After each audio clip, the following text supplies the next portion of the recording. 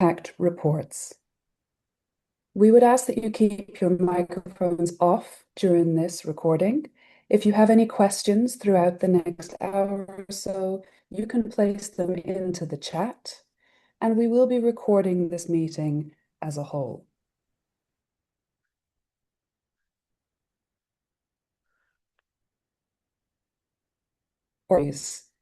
It works through governments, NGOs, civil society organizations, associations, community groups, and entrepreneurs to pilot, assess, and scale innovative adaptation practices, tools, and technologies. Today, we launch the impact reports of the first two iterations of AFCIA through UNDP and UNEP-CTCN, who will share their success and on-the-ground stories. In our next slide, you can see a quick run-through of our agenda for today. The next slide. Thank you. You can see a quick run-through of our agenda for today. So we will have the UNDP AFCIA program overview, followed by the UNEP-CTCN AFCIA program overview. Then we have stories on the ground, first from UNDP, followed by their fellowship program, and then stories on the ground from UNEP-CTCN. Finally, we have opportunity for a short Q&A and a final close. Once again, we thank you all for attending. We're going to start today's program with a short video from Saliha Dobazdik, the Adaptation Fund Programming and Innovation Unit Lead and Senior Climate Change Specialist.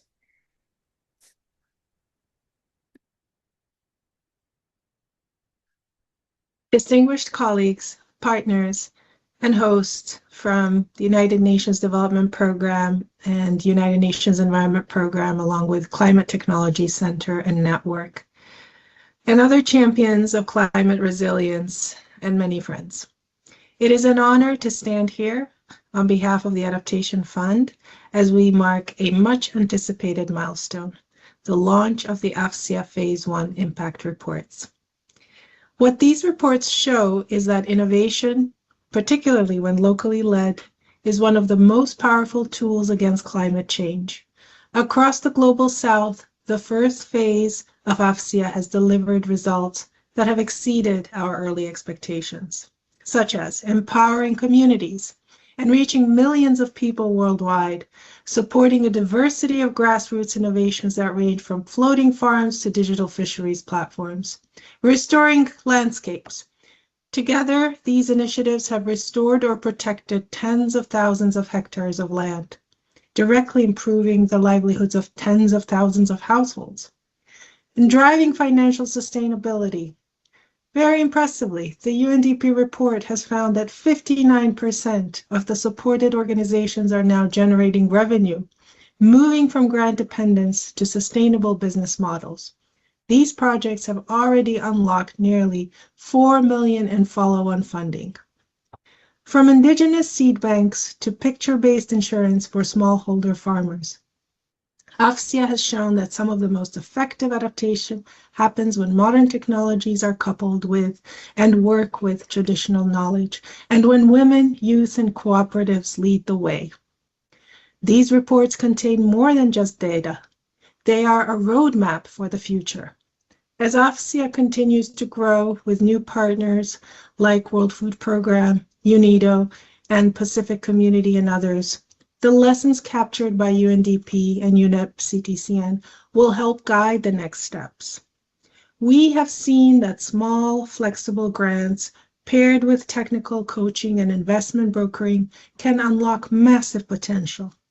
Our commitment remains firm to foster an inclusive adaptation ecosystem where ideas coming from vulnerable communities have a chance to become solutions.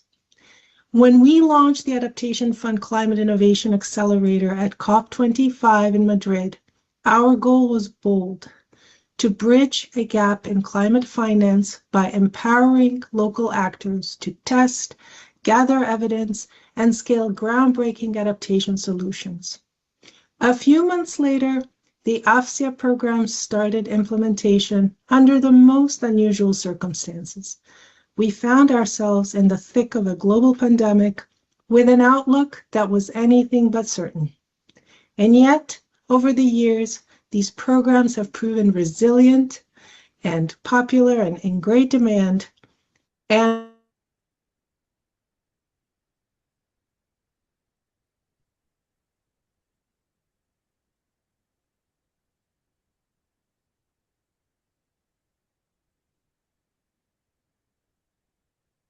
innovation has been enormous. We hope that these lessons will be useful far and wide, and that these reports add a solid brick to the fort of knowledge about innovation for adaptation and resilience.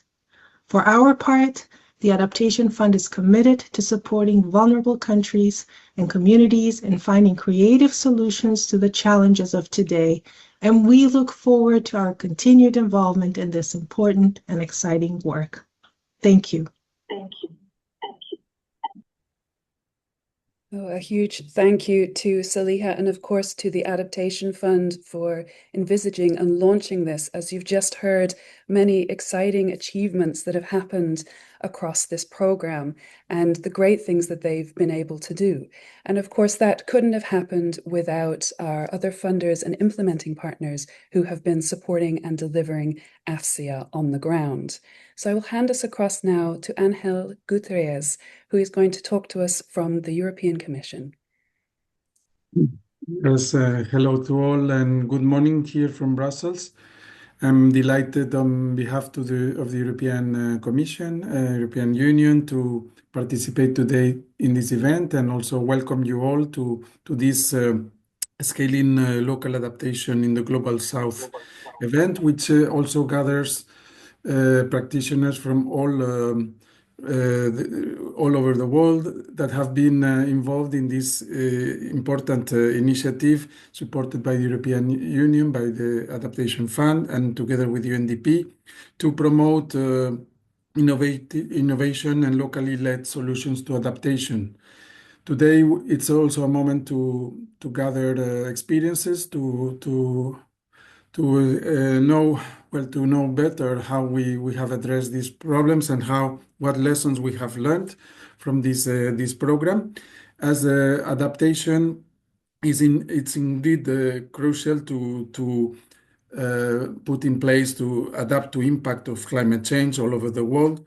And that is also why the European Union is supporting first internally through its adaptation strategy that we will aim to become climate resilient by 2050, but also leading and promoting efforts all over the world to address special needs, to take into consideration the special circumstances we have in developing countries, especially LDCs and small island developing states.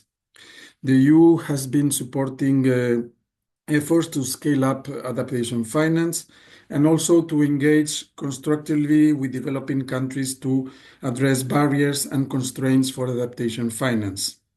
This is why the European Commission joined forces with the Adaptation Fund to support climate change adaptation in all over the world.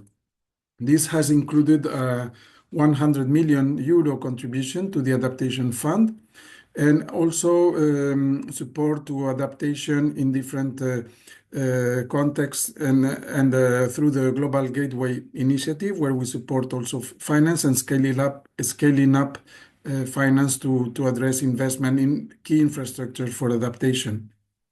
But adaptation, as we are seeing today, must start and be led at local level.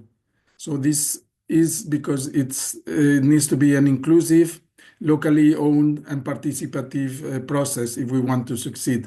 This is why through AFCIA we have been supporting these solutions that are addressing developing and also countries, but also being implemented at national and local level to promote adaptation plans and strategies.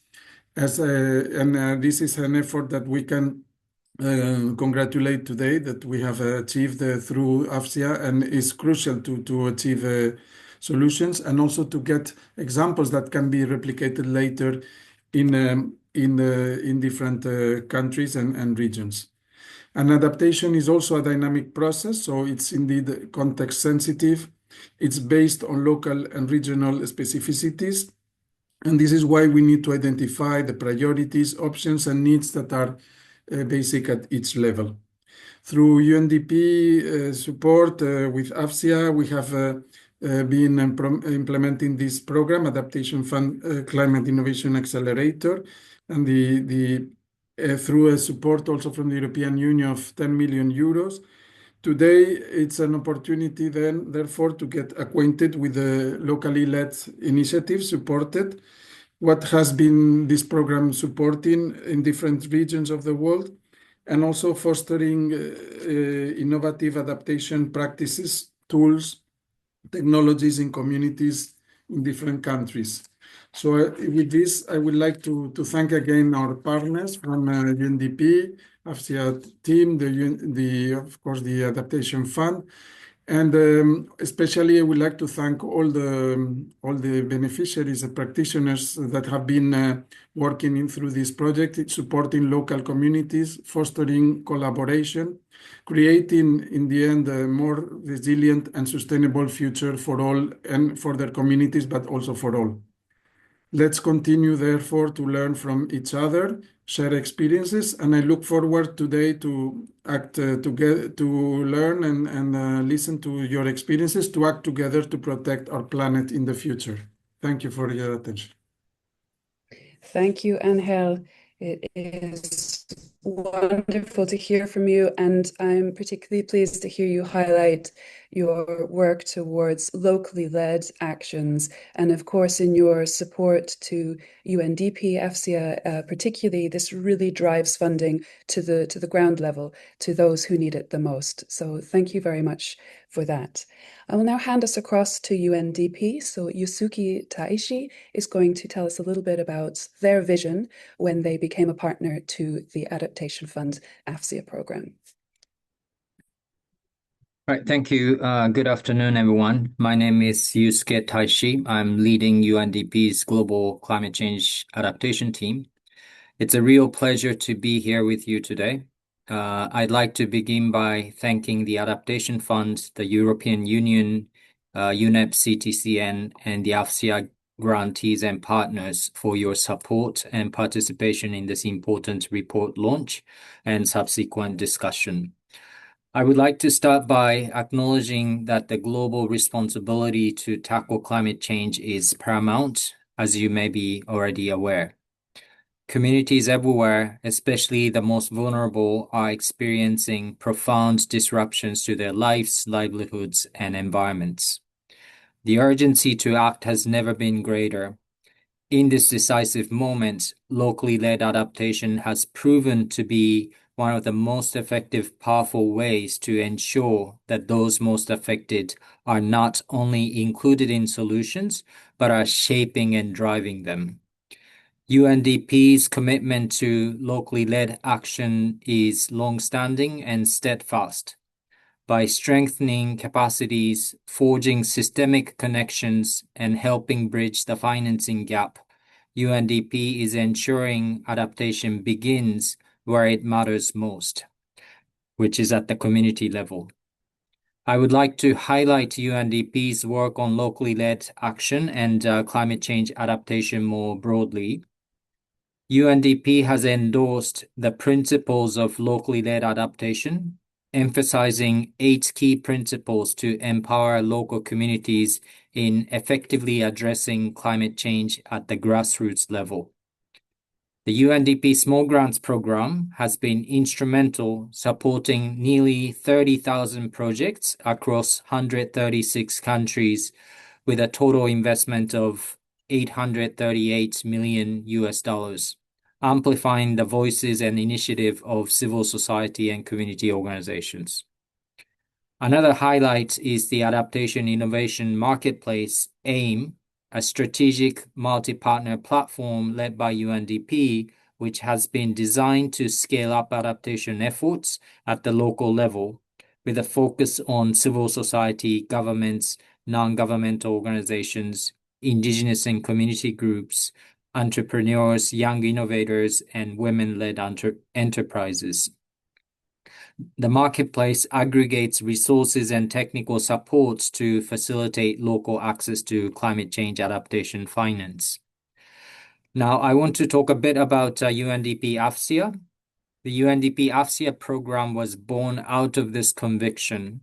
Its core premise is simple yet transformative, empowering local actors, elevating community knowledge, and supporting innovative home-ground approaches are essential to creating sustainable climate-resilient futures. UNDP is proud to be one of the early implementing partners of this initiative, a $16 million program funded by the Adaptation Fund and the European Union. Through the UNDP AFCIA program, we have been able to support 44 organizations across 33 countries through direct grants of $60,000 to $250,000, totaling $8.3 million, alongside technical assistance and capacity building packages worth an additional $6 million. Collectively, these initiatives have reached 2.6 million people, helping communities test, refine, and scale innovative solutions for climate adaptation. My colleague Monica, the Global Program Manager, will take you in more detail through the impact and lessons learned of this 5-year journey during her presentation. Over the course of this program, we have witnessed how organizations have not only delivered impactful solutions, but also sparked transformative change in their communities, often despite limited resources and complex challenges. Their impact is tangible. You heard from Saliha earlier that 59% of the UNDP AFCIA supported organizations started generating revenue within 5 years, all directly applying the principles of locally led adaptation and achieving gender equality, with women making up 54% of all beneficiaries. This impact report is a testament to their ingenuity, perseverance, and leadership. It also reflects the collective strength of the partnerships that have made this possible, most notably the invaluable support of the Adaptation Fund, the European Union, and key partners of the Adaptation Innovation Marketplace and the AFCIA family. Lastly, I would like to remind us all that innovation is not limited to laboratories or boardrooms.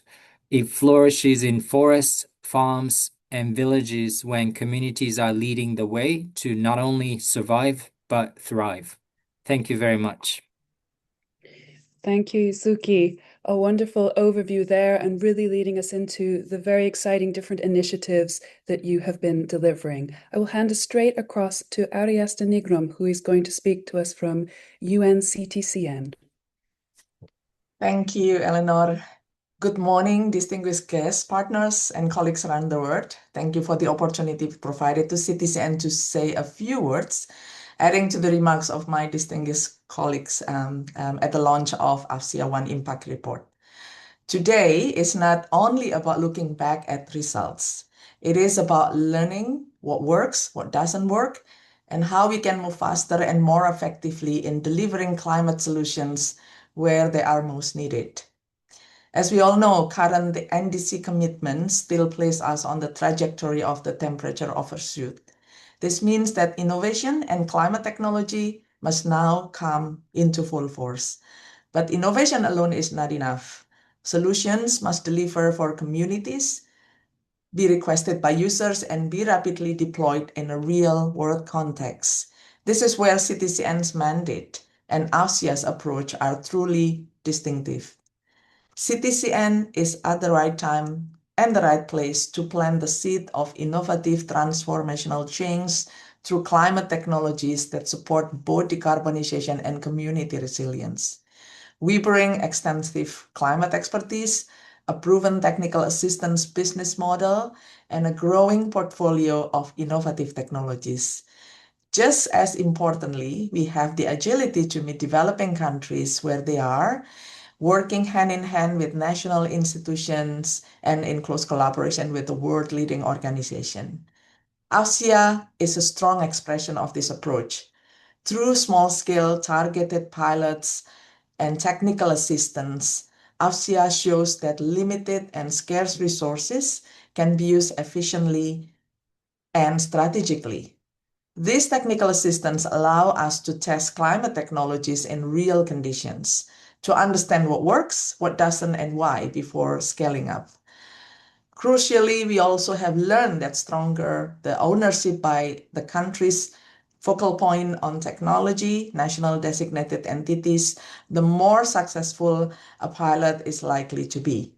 When NDEs are deeply engaged and lead the process, the technical assistance and all this effort are not only more relevant and effective, but they also far more likely attract funding for scale-up and replications. This is why AFCIA places such strong emphasis on demand-driven assistance, local ownership, and national leadership. It also highlights the importance of indigenous knowledge and unbound creativity, which are essential if we are to keep pace with the speed and complexity of the climate change. The report that we will see launched today will demonstrate that technical assistance, when it's user-driven, flexible, and innovation-focused, can deliver real and lasting impact, turning ideas into action and action into scalable solutions. I would like to thank Adaptation Fund, European Union, UNDP, and all our partners, contributors, and country stakeholders for making this work possible. We look forward to continuing this journey together in AFCIA 2, learning, innovating, and delivering climate technologies that truly serve communities and our planet. I thank you, and I wish you a very inspiring and engaging event. Thank you, Ariesta. And an important notice there towards AFCIA 2. Of course, we speak now on the impact that's come out of the AFCIA 1, and we look very much forward to AFCIA 2, where also we'll have new implementing partners coming in and joining us as this great success scales and grows. So a huge thank you once again to Saliha coming in from the Adaptation Fund, who of course are leading this, to Angel, who have provided wonderful funding from the European Commission that has come through to the UNDP program. And then, of course, Yusuke and Ariesta talking us through some highlights around why UNDP and UNEP-CTCN have been the first hosts for this program. I notice also in the chat, whilst everyone is talking, our participants are putting forward their names and what you are doing. You are very welcome to do this, and anyone else who would like to put their information into the chat, please do. We are a fabulous international audience here, and it's very nice to be able to see one another and to be able to use this space a little bit to connect as well. As mentioned before, the chat can also be used if you have questions, particularly as we come into the next sections. We will hold those questions till the end, but you may find that as we talk through the impact reports themselves, that there are some key information pieces that you want to know more about.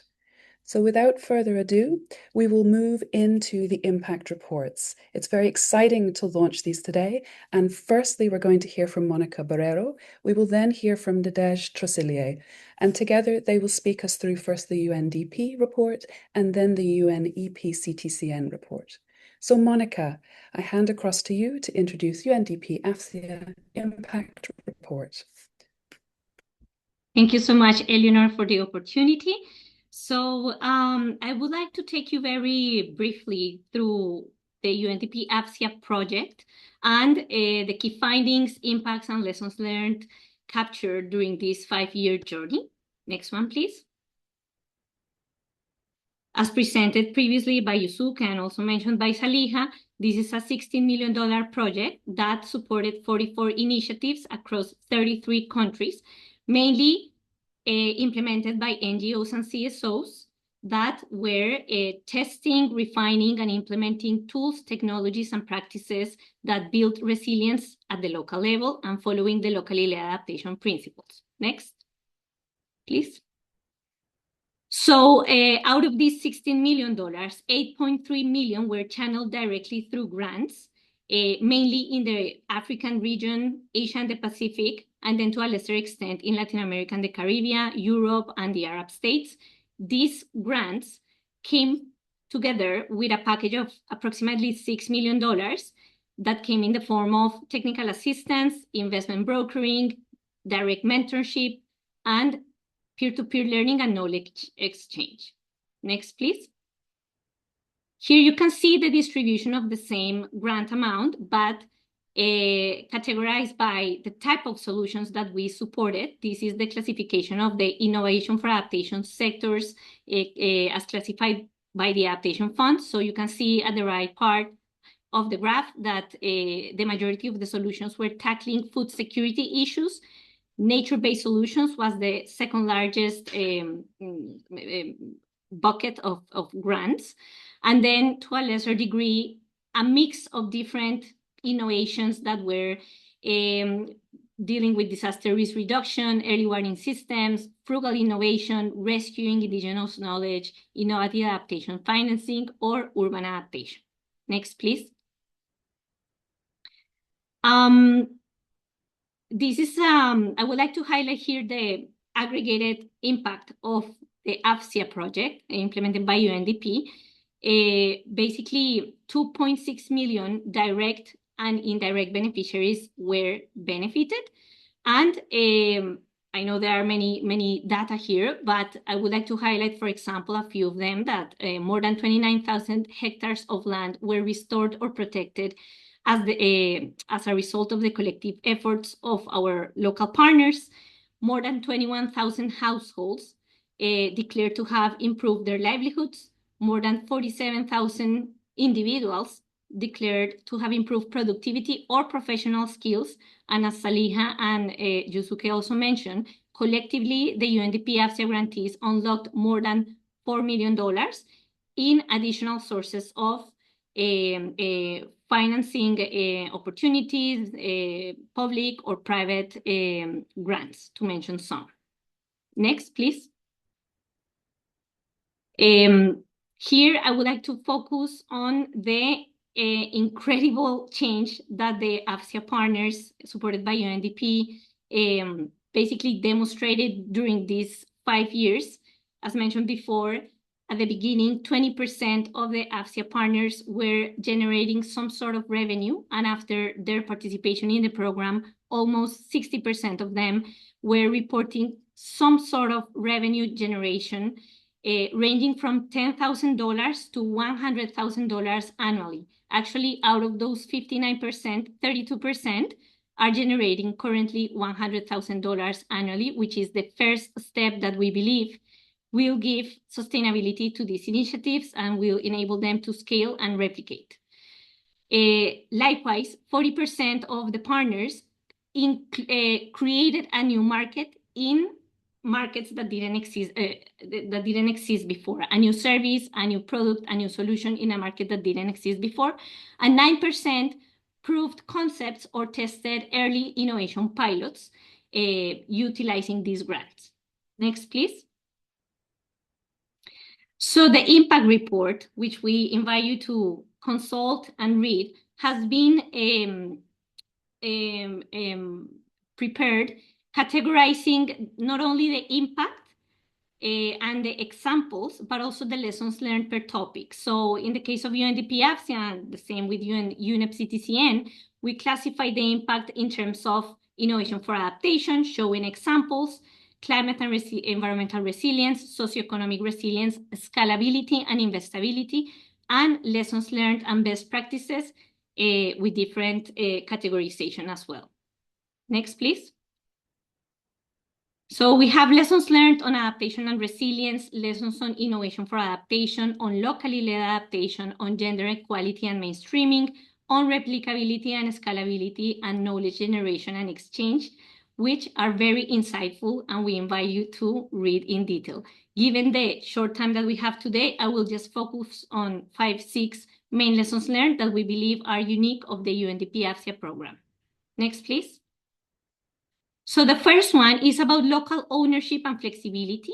And this, even though it sounds very obvious, the organizations really recognize that receiving this direct funding to the local organizations and local stakeholders really enable them to design and implement context-specific climate solutions that were culturally relevant and contextually appropriate. Next, please.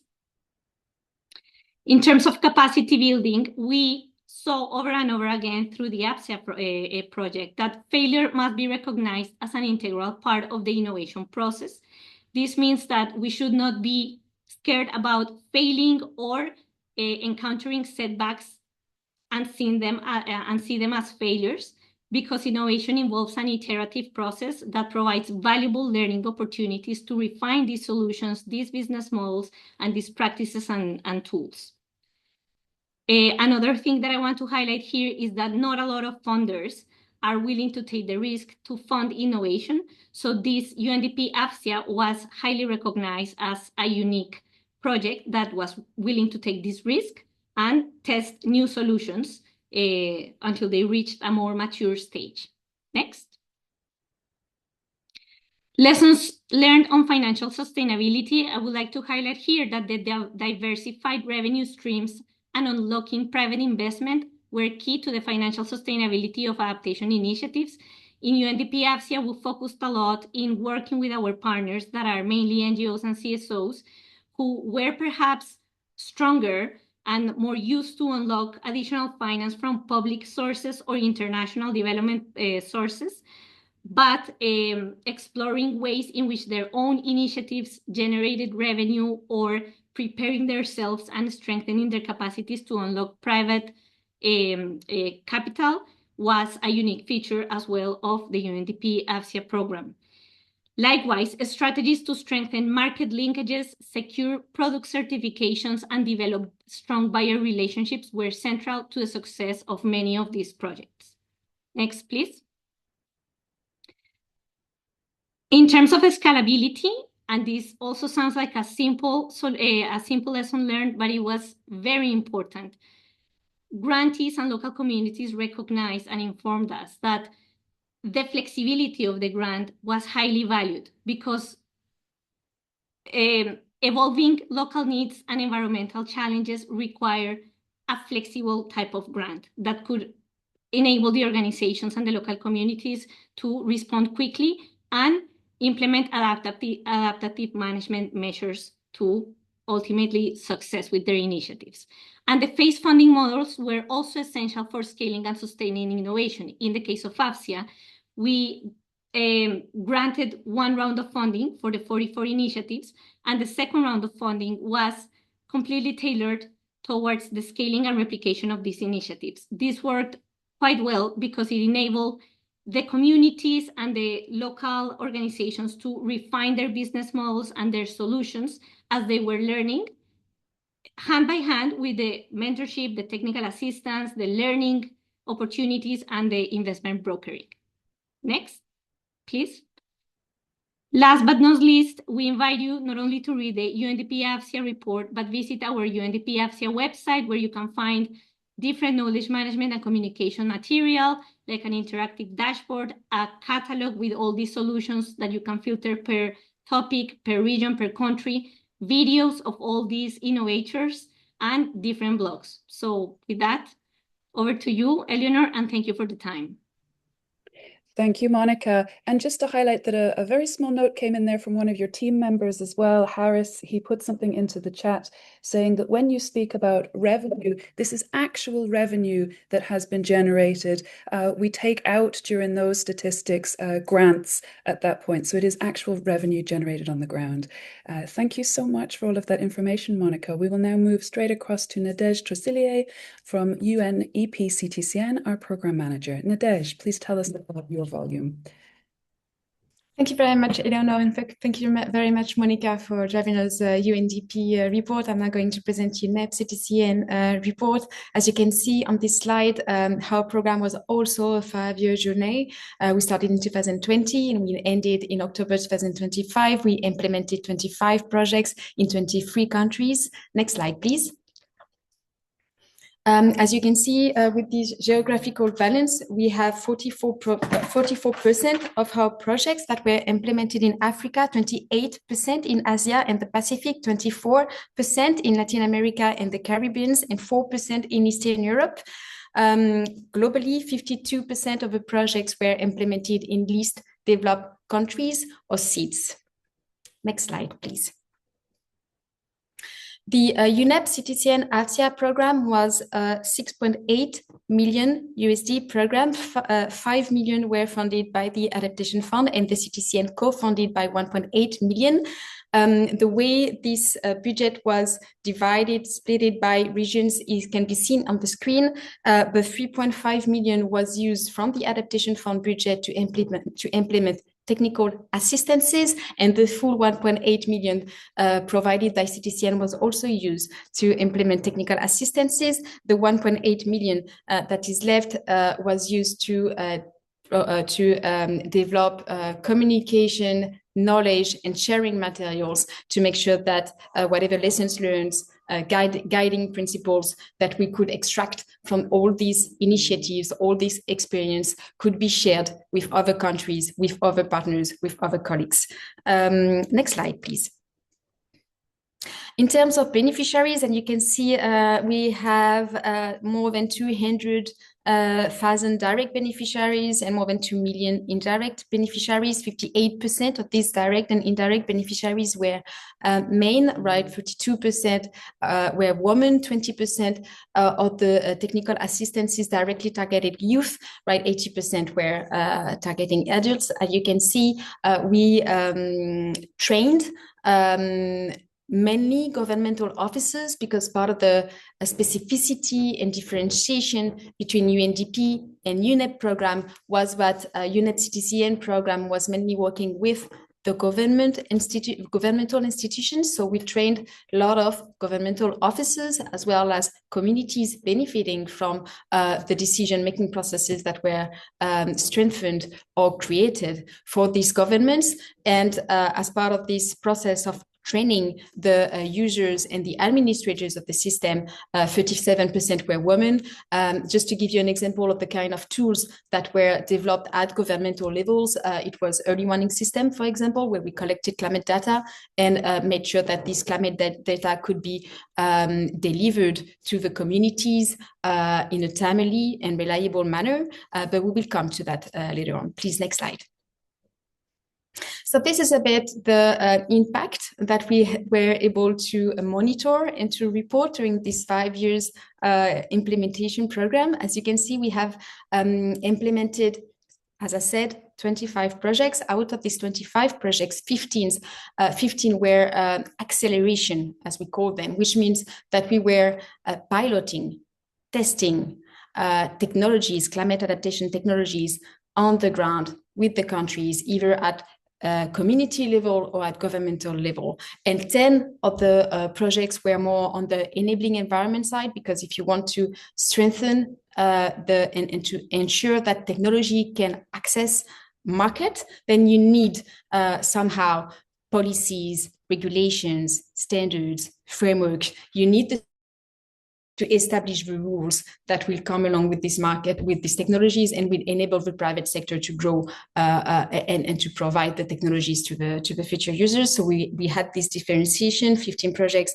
piloting technology and 10 projects supporting, strengthening the national system of innovation of these technologies.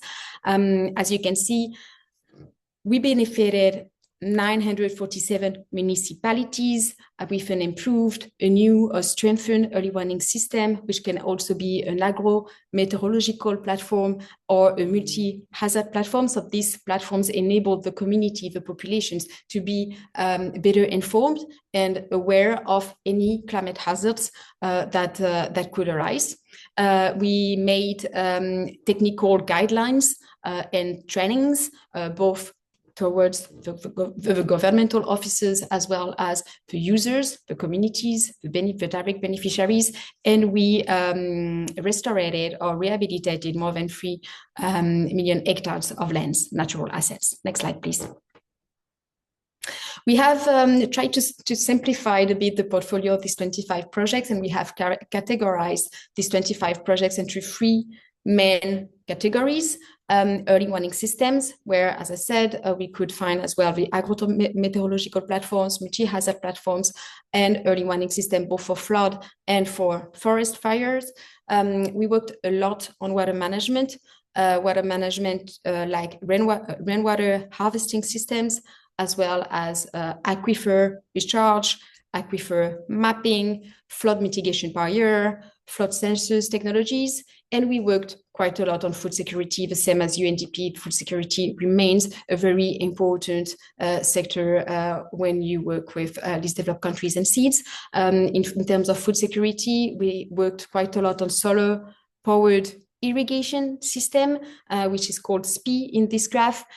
We worked as well with soil mapping using drones. This was for Sudan. We worked on climate smart farming, which is techniques on how to better produce without using so much water. Climate smart free trade zones, pastoral land management, biodiversity hotspot, etc. Please, next slide. In terms of significant impact, we are happy to see that the 25 projects that were implemented has already managed to unlock and to leverage $17 million. And of course, this could continue to grow because the program was closed in October 2025. So we do expect that some of the projects that for the moment haven't managed to leverage additional funding may be able to manage this, to leverage this additional funding in the very short future. We are working on it, but for the moment, 40% of the initiatives of the project that we have implemented have already secured additional funding, both from public institutions as well as private institutions. And you can see the list of the projects in blue in the slide. And if you are interested in knowing more about the specific projects and how did they manage to leverage, to scale up the initiatives, you can go to our webpage and have a look at the stories behind each of these countries. Please, next slide. So we are going to go through how lessons learned, the same as UNDP. We have 6 kind of lessons learned that we have classified. We have lessons learned on innovation. Of course, this program is about innovation and adaptation. So of course, we have lessons learned on innovation, as well on locally led climate action, on monitoring, on replicability, on cross-cutting interventions, and on knowledge generation and management. Please, next slide. So when it comes to monitoring, monitoring is key. It's what enables us today to present the results and the impact of this program. It seems easy. It's not. It's very complicated to define very concrete indicators that can be very easily monitored and reported, and can be also impactful, like meaningful, both for the Adaptation Fund, UN agencies, but as well for the users and the beneficiaries, the communities that are benefiting from the technologies and the projects. So it seems very, very easy. It's not. And what we have learned from monitoring and adaptation and monitoring is that you need to build evidence of how these technologies that are being piloted can really impact, can really create a change in the community. And the change is not only, for example, if you provide an irrigation system, the change is not only, oh, fantastic, I have water, I can irrigate my plants, but it can also have indirect impact to the community. The community can grow, the community can expand, the community can do other things than just growing in terms of crops. So you have to monitor all this. And as UNDP already expressed and reflected, this can mean an increase in the businesses in terms of value, but also in quality of life of the population. So this is all the little things that you really want to monitor by quantitative data. And for this, you need to define very specific indicators. Next slide, please. And your closing remarks, please, Nadège. Okay, replicability. Of course, you want your project. These are small grants or small technical assistances in the case of the CTCN. So you want to make sure that your project can be scaled up. Cross-cutting interventions. When you have interventions that are both about reducing greenhouse gases emission and increasing resilience, then you can attract also more interest from potential donors. Next slide. Knowledge and generation.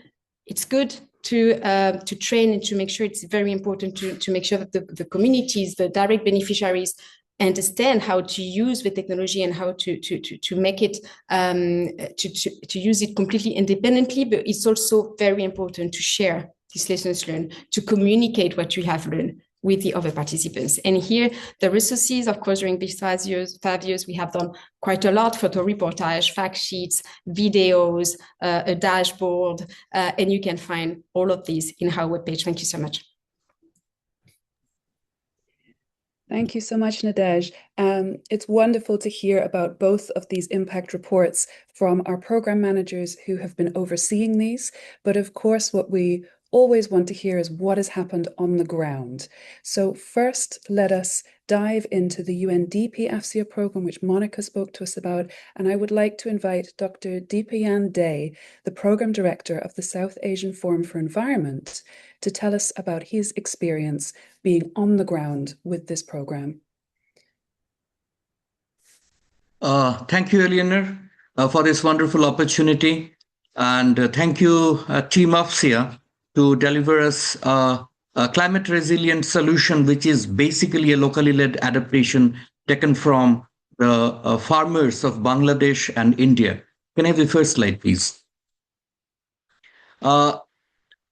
Horticultural Enterprise for Adaptive Livelihood. This was the title of our project. And what we did is basically an adaptive, sustainable, regenerative farming, which is done on a floating raft made up of bamboos. And over that, we cultivated everything in regenerative method in grow bags that can float up with the upcoming floodwater in flood inundated areas, seawater in coastal inundated areas, and can continue giving the food security and nutritional security to the beneficiaries. So if we see the innovation in it, the most important thing is we can just term it as ABCDE. That is, agrobiodiversity was restored through this, number one. It is entirely a carbon neutral system because it uses no tillage, regenerative agriculture, and renewable energy for water management in it. Definitely the design is disaster resilient design, and it has a cyclic design that leverages circular economic benefits. And also, it is an enterprise. It creates entrepreneurship for women who actually stays back in the climate vulnerable areas and increases the community resilience together. So what we could do is, in the entire project period, when this AFCIA was taken up, 650 such heal hubs could be done in the most climate vulnerable area of Sundarban in India as well as in Bangladesh.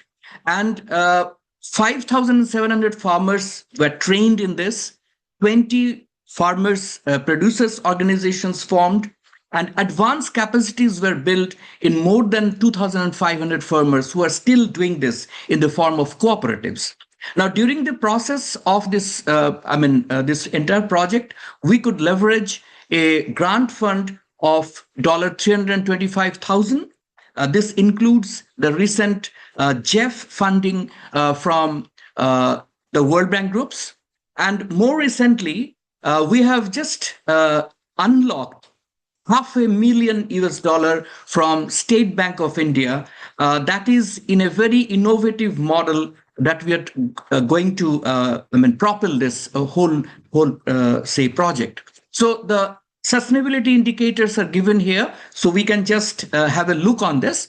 But meanwhile, I'd like to tell you the learning points from this. And can I have the next slide, please? So when we were doing this, the first thing that came before us is actually this is an alternative livelihood. It cannot be a mainstream livelihood, but it needs to be sustained across all events, whether there is a disaster or whether there is not.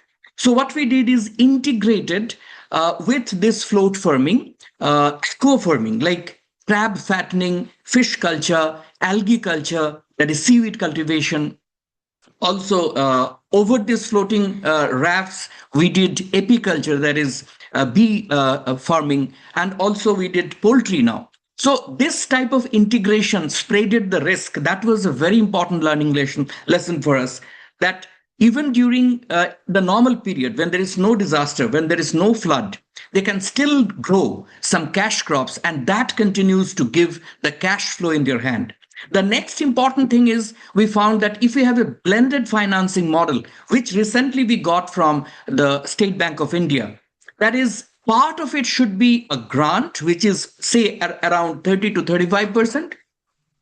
There should be investment for the infrastructure, and there is a running capital that is given to the community-based organizations or the farmers producers groups. So this type of a blended finance sustains the entire project in a very massive way, and that is one reason people are adopting this adaptive method. And we have seen it getting replicated in Cambodia for cricket farming. We have seen it getting replicated in other parts of India and as well in Sri Lanka also. Next slide, please. Deepayan, your closing remarks, please. Sure. So this adaptive learning is a scale-up method, and we can spread it all over South Asia and Southeast Asia. What we need to do is blend the type of financing that we are going to get and also develop the capacities to adopt this unique method in climate vulnerable areas. Thank you, AFCIA, for this wonderful opportunity, and we look ahead to scale it up all across South Asia and Southeast Asia. Thank you. Thank you, Deepayam. An incredibly strong example there. Next, we hear from Dr. Sergej Remakers from Abelobi in South Africa. Hello, everyone. It's really good to be here. Thank you so much for the opportunity, for the support from the UNDP AFCIA program, and really inspiring to just have listened to Deepayan. Thanks for setting the scene. Would love to know more about your work as well. We run an organization called Abelobi, which means fisher in one of the languages here in South Africa. And we're on a journey to support small-scale fishing communities towards sustainability. Next slide, please. Our big picture here is that our oceans are currently buffering us against the worst of climate change. For our oceans to be doing that even more, they need to be healthy. But for our oceans to be healthy, we need to be working with the largest group of ocean users, and those are small-scale fishers. 500 million people around the world, supporting the food security of billions of people around the world, and catching up to 40, even 50% of the global catch in our oceans. Small-scale fishers are literally the cornerstone of global food, nutritional, and financial security for so many people, yet most are excluded from markets and management conversations still today. So at Abelobi, we try and do a couple of things. The first is to recognize their deep local knowledge and work with them around data-driven decision-making. On the back of that, we work, like so many others here, on skills building that focus on financial literacy, digital literacy, organizational development, business, marketing, climate change adaptation. And then, we connect groups that work with us on the data and the training with a very decentralized hub and spoke marketplace where fishers, cooperative members can offload their catch at one of our hubs, and then from there can connect their catch and sell it directly to you and I, to chefs, to home buyers, to retailers, and to exporters. So we've got this mesh of hubs along the coastline that drive, fairer market access, more transparent market access, and of course, impact. Next slide, please. Through the UNDP AFCIA program, we've really started to scale, which you can see on the slide here. There's a lot to see, so you'll probably want to look at the slides a little bit later or go through the report.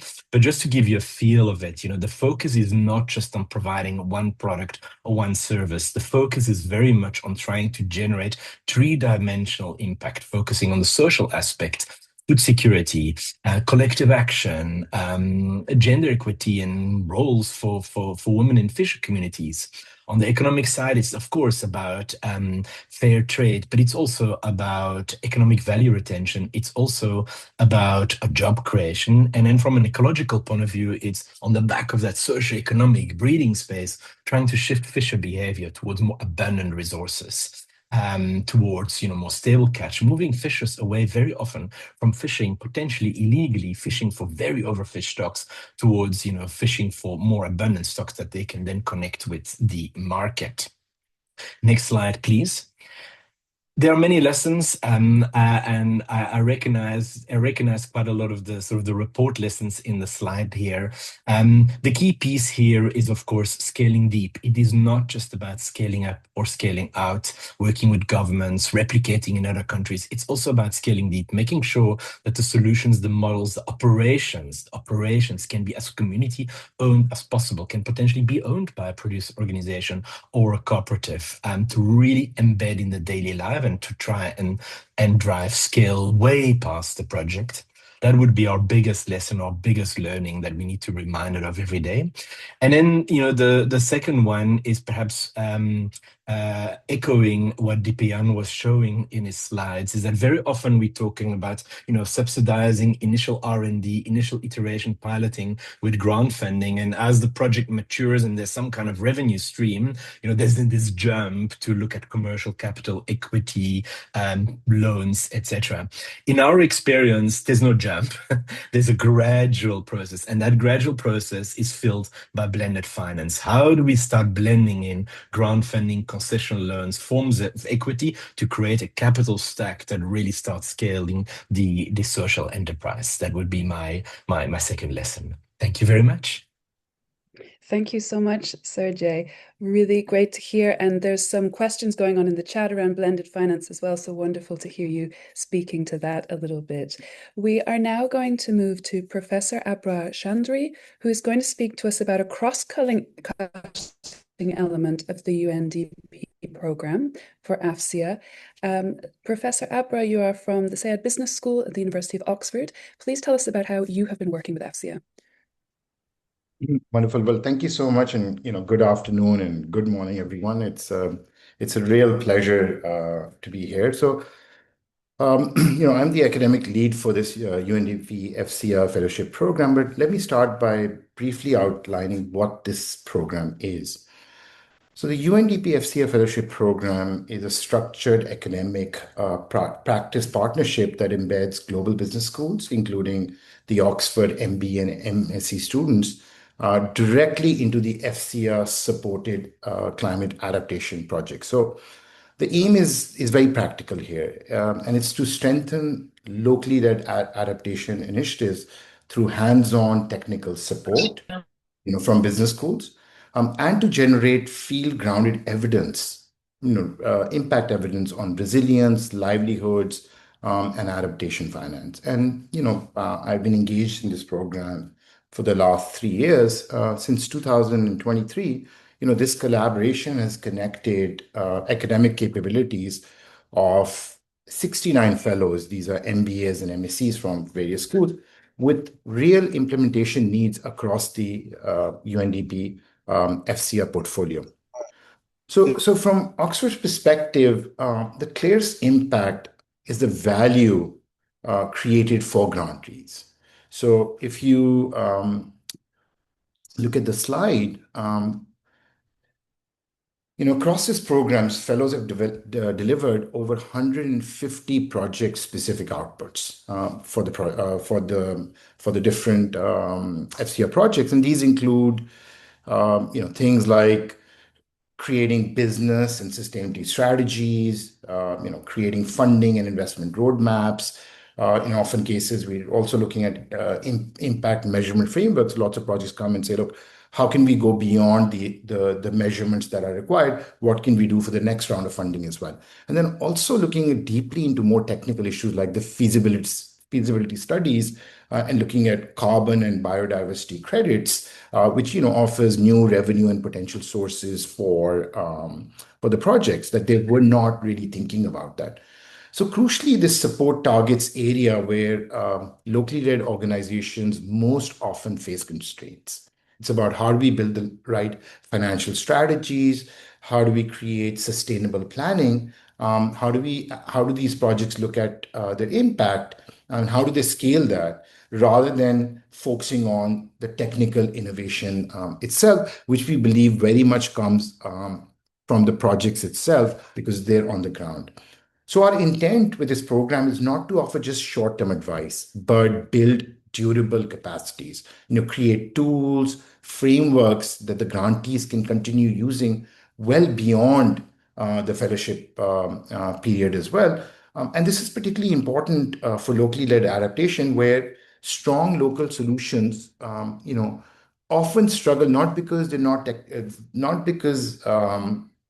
technically strong, but it's because they don't have access to the right support to grow.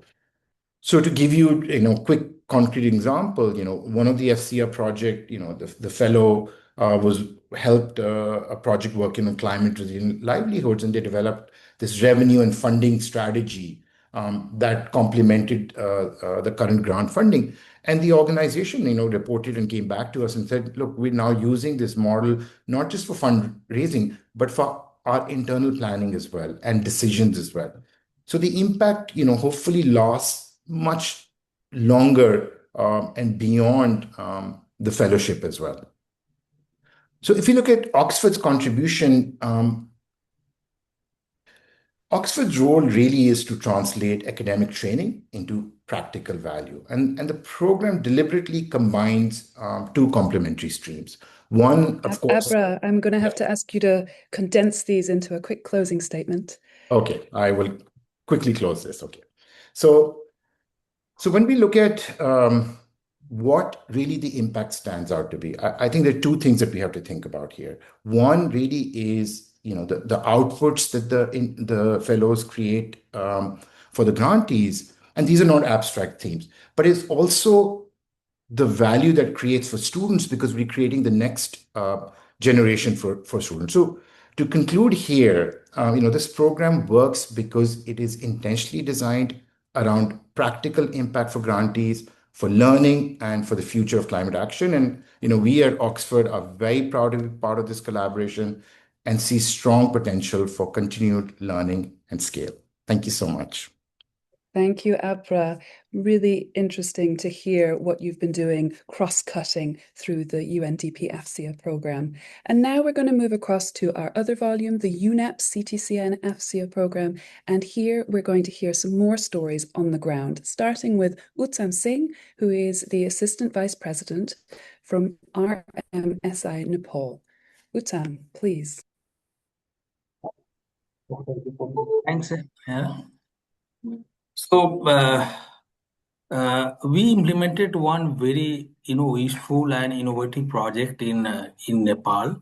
Why? Because Nepal has been recognized one of the most climate vulnerable countries across the world, because due to its complex topography, fragile ecosystem, and over the past few decades, it has been observed that climate-induced hazards such as flood, drought, storm has become increasingly frequent and severe in this mountainous region due to the changing in the precipitation regimes, rising temperature.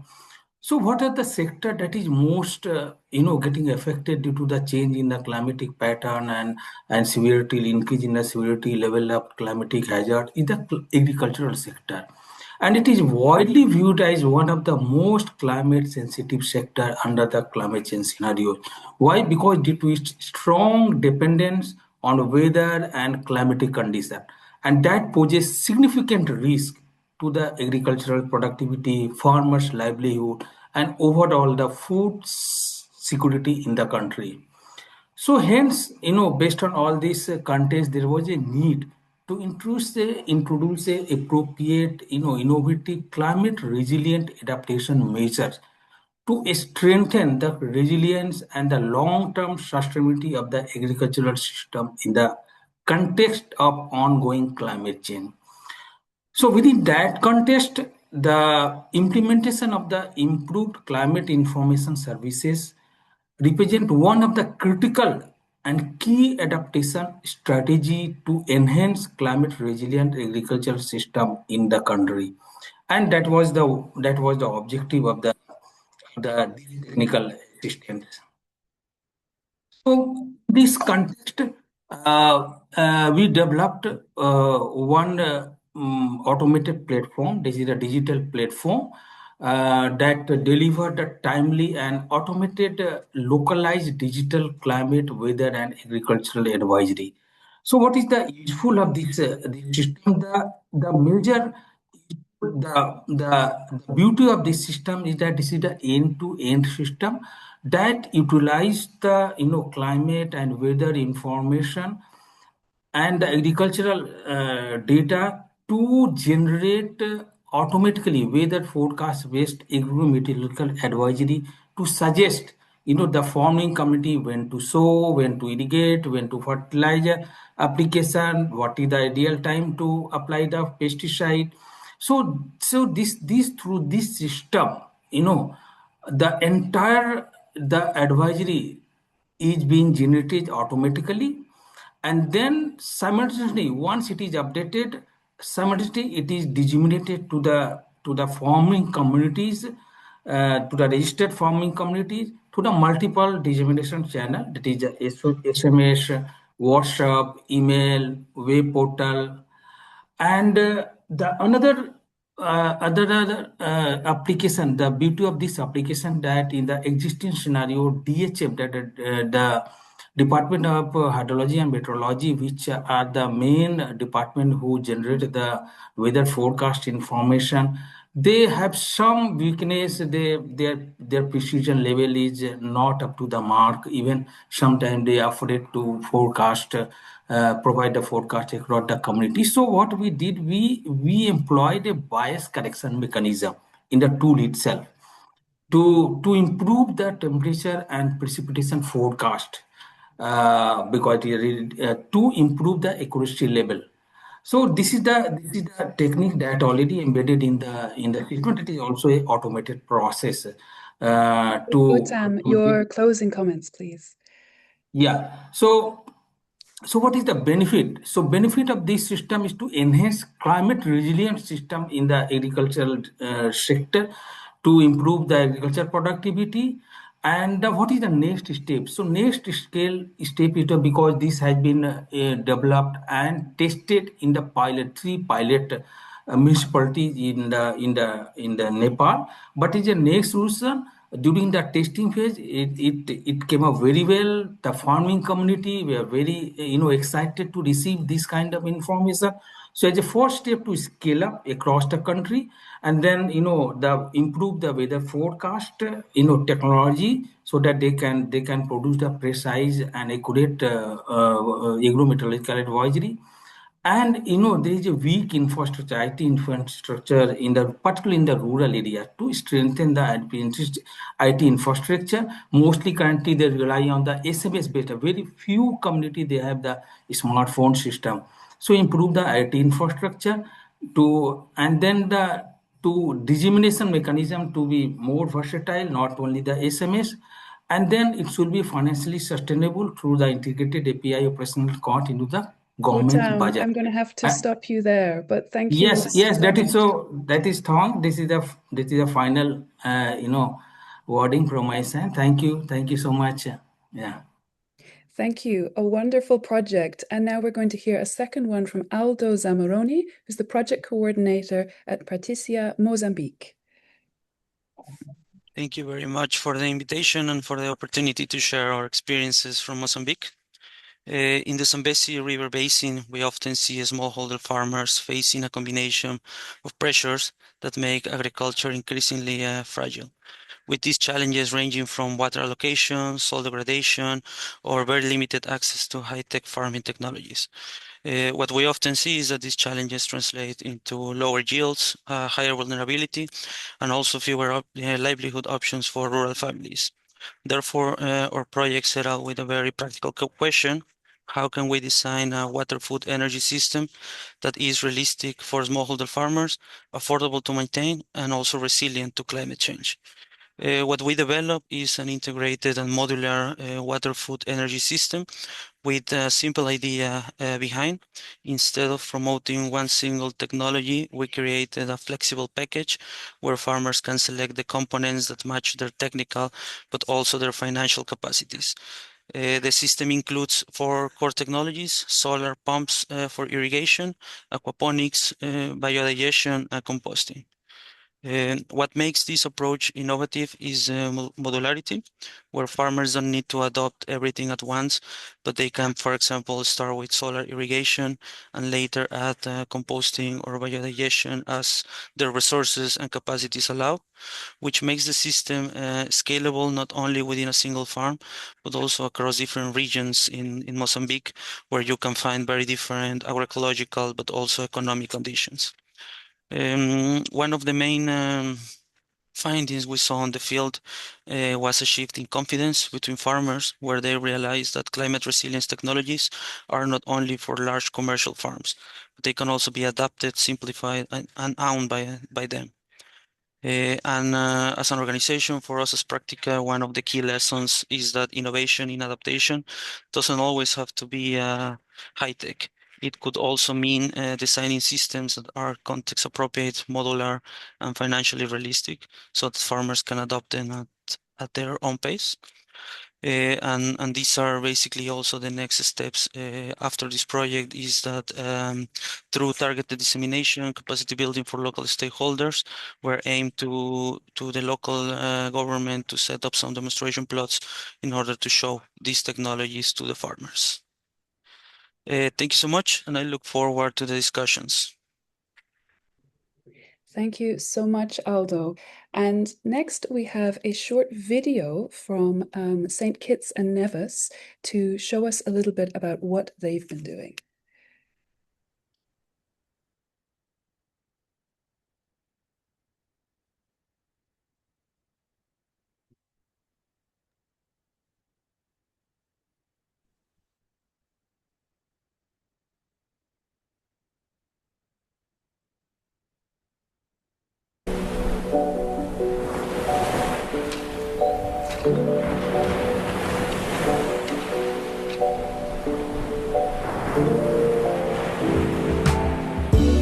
The twin islands of St. Kitts and Nevis are known for their lush rainforest and the emerald shores.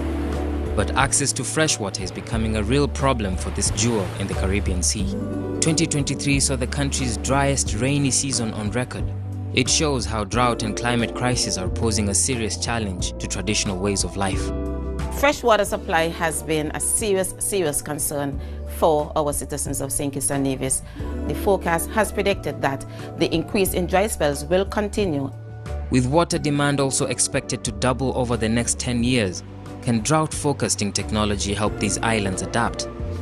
Almost 20 years ago, the government of St. Kitts and Nevis shut down the water-intensive commercial sugarcane industry that had dominated the national economy for over 300 years.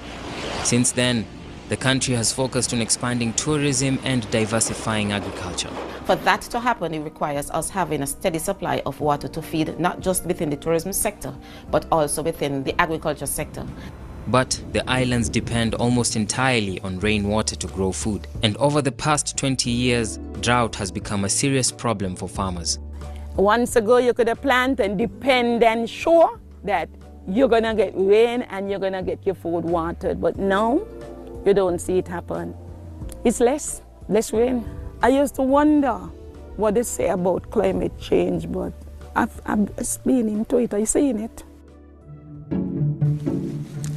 To help farmers like Naomi adapt to these changes, the St. Kitts and Nevis government, in partnership with UNEP's Climate Technology Center and Network and HR Wallingford, has developed a drought-focusing system. It presents a forecast in terms of what is projected to happen, primarily looking at temperature and rainfall, which are the two main drivers to make decisions when it comes to the type of crops that you grow.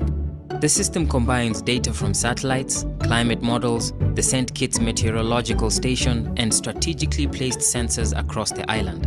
And in addition to sharing information through their website and daily news broadcasts, the Meteorological Department updates farmers directly via WhatsApp. If I have more information, I will be better prepared, as in what to plant. To me, the more information I get, the better it is for me. The Focusing tool offers drought risk maps, assessments of current and future water resources, and free access to climate data from satellites and weather models. And it has applications far beyond the agricultural sector, helping government officials, water resource managers, and emergency services to make informed decisions. Data is what drives decisions. And as a small island developing state, a very vulnerable small island developing state, we need to make efficient use of the resources that we have. Small island developing states, or SIDS, are responsible for less than 1% of global greenhouse gas emissions. And yet, they are among the countries most impacted by climate change. Over 70% of SIDS are currently at risk of water shortages. The UN Climate Technology Center and Network hopes to share drought forecasting learnings from St. Kitts and Nevis with island nations facing similar water management issues across the Caribbean and beyond. Small island developing states such as St. Kitts and Nevis face a unique set of climate-related challenges. So addressing these challenges requires tailored, sustainable strategies and often external support due to the limited financial and technical capacity from SIDS. Through targeted and low-cost investments, countries like St. Kitts and Nevis can better adapt to and mitigate the worst impacts of a future affected by climate change. If you don't learn to adapt, in the near future, everybody hungry, everybody starved. So we just got to adapt to the situation. It really requires everyone being a part of the process. The time for action is not tomorrow, but now. Every fraction of a degree matters.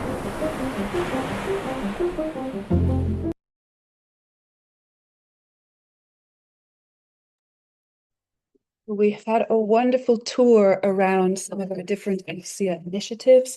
From UNDP AFCIA, we heard from DPIAN about resilient coastal farmlands, from Sergey about small-scale fisheries, and from Arbra about building durable capacities that last well beyond the AFCIA initiative. From the UNEP-CTCN AFCIA, we heard from UTAM around agro-meteorological advisory platforms, ALDO and water, food and energy, Nexus. And from St. Kitts and Nevis, we were just hearing about drought risk maps.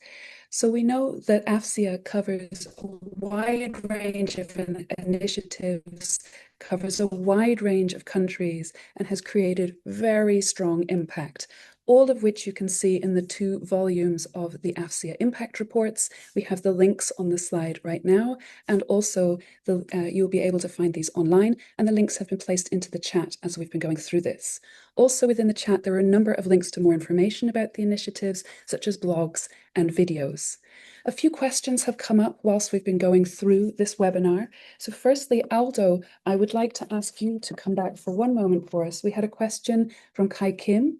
Do you work with local agri-banks to help support financing? Thank you, Kim, for the question. The answer is yes. We work at the beginning of the project. We create a working group in which there are several financial actors that are included through the whole trajectory.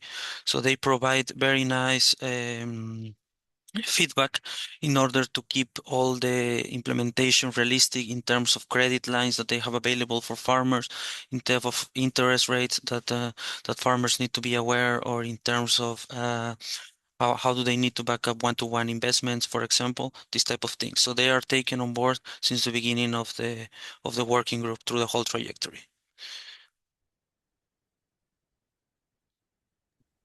Thank you so much, Aldo, for this answer. I'd like to also call back Nadej and Monica. And for Nadej and Monica, you are our program managers who've been looking after AFCIA across its 2 iterations in stage 1. And we've had a couple of questions. I'm going to bulk them together, and then I would like the 2 of you to speak to this. One is from Hamza around, do these solutions include financial innovation? We've had a few answers to this, but I feel it is a really important question that a lot of us sit with. So to talk just a little bit more about how you create financial innovation. And then the second part, Helios has asked how without smartphones access climate data. But I'd like to broaden out this question for the 2 of you to ask how those with lower technology access can gain access to these different type of activities that you've been discussing. Nadej, I'll ask you to open the floor. Thank you very much. Yeah, that's very interesting questions, actually. With regard to financial access, what we have worked with AFCIA and our grantees were to develop business models that really targeting the communities, the most vulnerable people. So, for example, we worked in Ghana in developing a business model for smallholder farmers that will enable them to get access to loan so that they could purchase the solar irrigation pumping system, because it's technology that is used in the country, but mainly by big farmers, and the smallholder farmers didn't have the possibility to access credit in order to get access to this technology. So we set it with the government, we set it with the bank, we've set it with the smallholder farmers, and we worked on the numbers that will make this technology that is very important accessible to smallholder farmers. So this is the kind of way we have worked with our partners to ensure financial sustainability. When it comes to the use of smartphones and climate data, for example, you don't need always to have a smartphone. Yeah, you can always it can work as well. There are ways to work and to access climate data and important climate information through normal, non-smart, normal phones. And we have worked in Malawi, for example, in a project where the communities were sending information about the level of the water of the river through normal phones, through SMS, to their national meteorological agency, and the meteorological agency, through an AI that was checking the location and the quality of the information, was able to collect this data sent by SMS, integrate that to their national system, and then feed back the information, not by smartphone, but by radio, for example. Everybody can access radio, and the farmers usually listen to the radios. They could get back this information timely and in a reliable way. So I will stop there. Monica, please. Thank you so much, Nadesh and Eleanor, and thank you for the question. Maybe I would like to elaborate a bit more in a few examples more related to the innovative finance approaches. As you know, we had 44 partners working on this, so all the different possibilities that they analyzed for innovative finance were quite different. But as Sergey and Dipayan already mentioned, I would like to highlight that some of our partners were exploring and actually concretizing, for example, blended finance approaches. In other cases, some of our partners explored carbon markets, and actually in one of the grantees that was working in Indonesia is already receiving payments from the voluntary carbon market. In Brazil, there was another solution in which the gray water was reused to water the gardens and the plants to produce food, and they set up a trust fund to basically lend to the farmers money at a basically zero interest rate to be able to adopt this technology. So the approaches were very different.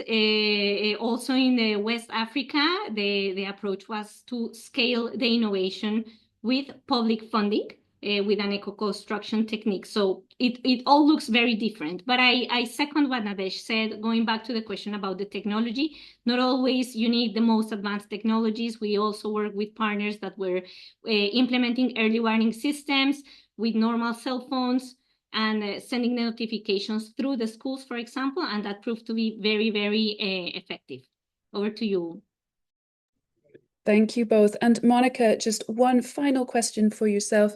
Can you tell us just a little bit more about how you really funneled funds to the local level? How we channel the funds to the local level? Yes. Yeah.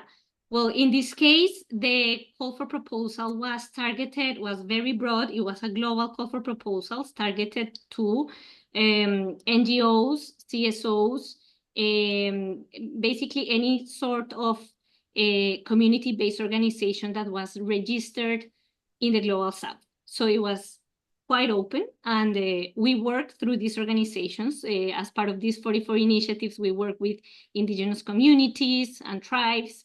We work with different producers associations and different type of NGOs and CSOs, and they work directly. They were either the owners of the initiative or they were working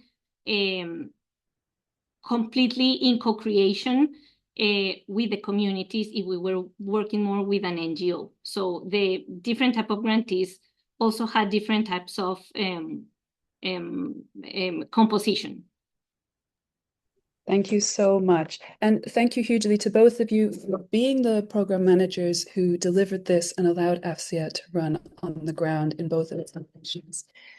So now we come almost to our close. We have heard so much information about the impact that AFCIA has been able to have across the past few years. We've heard that from UNDP, there's been land restored, increased livelihoods, increased productivity and professional skills, increased income generation, increased market creation, and proof of concepts being delivered. From UNEP-CTCN, we heard about how government can support change, the evidence of technologies that has been created, the new solutions that have been tested, and the security that has been created through this. Across both of them, we hear that there have been millions of beneficiaries, and across both iterations of AFCIA, there is nearly $21 million of future funding unlocked for the initiatives that have been running. This is, of course, supporting those who are most vulnerable to climate change and allowing climate adaptation to come into action. It's a unique project that's been able to take on the risk of early innovations that sometimes funding is unable to reach. As our final closing moments, I would like to thank the nearly 200 participants who have come onto this webinar, and I call back to the stage Yasuki and Ariesta. Yasuki from UNDP, our Climate Change Adaptation Principal Technical Advisor, and Ariesta from UNCTCN as the Director. Yasuki and Ariesta, please, what are you taking away from the formidable work that you have been carrying out over the past few years? Should I come first? Yes, please. Yeah, thank you. Right, so through implementing this AFCIA project, it has become fairly clear that a separate financing window to support NGOs, CSOs, local entrepreneurs is needed. And homegrown adaptation solutions can deliver multiple development dividends, not just in terms of resilience, but also empowerment, employment, etc. But this discussion about the need for dedicated financing window for this group is fairly new. So first, I would like to appreciate continued support to the Adaptation Fund as we move towards AFCIA 2, and which allow us to test more and accumulate more knowledge and lessons. But we also need to hear your voices too, if you are representing local communities who are here with us today. So I really look forward to listening to your voices and stories and working with you in the future. Thank you. Thank you. I have 3 messages or 3 key points that I would like to deliver. One, AFCIA 1 has delivered very, very strong impact and also provide avenue for the evidence that works. And it can be seen with the UNDP, the concept that actually work in the context of CTCN is technology solutions that we piloted with the community that actually work. And we do need to try to find opportunities to continue providing this space. 2, AFCIA is successful because of strong engagement from the local communities, from the farmers, from the countries, the governments, and the partners. And this partnership, this collaboration and engagement needs to be sustained. And that's why we're grateful for Adaptation Fund, which is my 3rd point is that with the AFCIA 2 that provides continuations to all of this. And with a greater number of partners, we're going to have UNDP and CTCN, UNEP-CTCN still going to be there, but also we're going to have World Food Program and UNIDO and SPC that will focus on a certain stakeholders and targeted groups. Adaptation Fund is providing 30 million for this funding and with a potential growth in the future also. So I rely and let's continue this excellent program and initiative together, and I look forward for collaborations, our continuing collaboration also. Thank you. Thank you, Suki and Ariesta, and we strongly look forward to AFCIA 2 and all the different partners that are going to be delivering this. Thank you again to everyone for your hard work that has gone into the first iterations of the programme. As before, you can find both volumes of the Impact Report online through the Adaptation Fund or through the UNDP or UNEP-CTCN websites, respectively. Thank you to the Adaptation Fund for envisaging and delivering this wonderful Accelerator programme that is helping us to tackle climate adaptation for the most vulnerable. Thank you all and goodbye. Thank you.